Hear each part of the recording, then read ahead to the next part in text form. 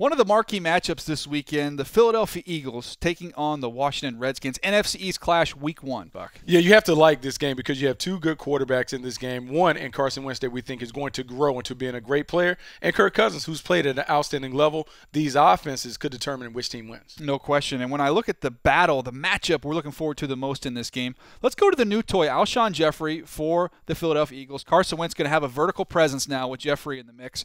And then I'm going to look on the other side of the ball who he's going to line up against. Josh Norman. Yeah, Josh Norman is one of the lockdown corners in the league. He has a big challenge ahead of him in Alshon Jeffery. And when you look at Alshon Jeffery, it is all about his ability to make these plays down the field. Vertical playmaker, guy that really excels at pushing the ball down the field and coming down in those 50-50 matchups. Here against the Houston Texans, a little sluggo, slant and go, gets inside, ball is up, does a great job of adjusting to the ball when it's in the air, comes down with it. Talk about expanding the strike zone. This is what Alshon Jeffery does.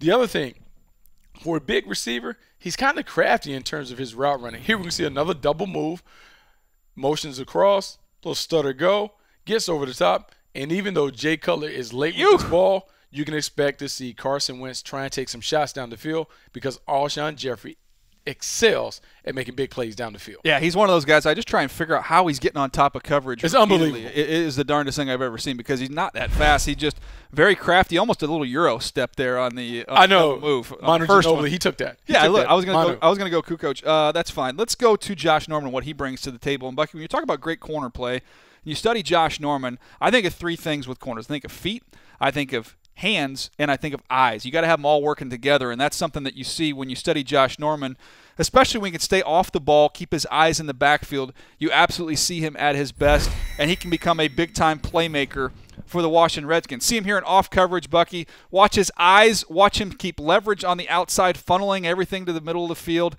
Watch him look up, recover, find the football, and now let's go play it at the highest point. This is what you're taught to do as a receiver and a defensive back. That is beautiful. Only thing you need to do, finish with the ball. Play. Finish the play. Another one, you're going to see him rolled up here underneath zone coverage. Watch his eyes, anticipate, see a route combination, and jump it. And this is another example, Bucky. The eyes, the hands are what get him in trouble here. Finish. Just need you to finish.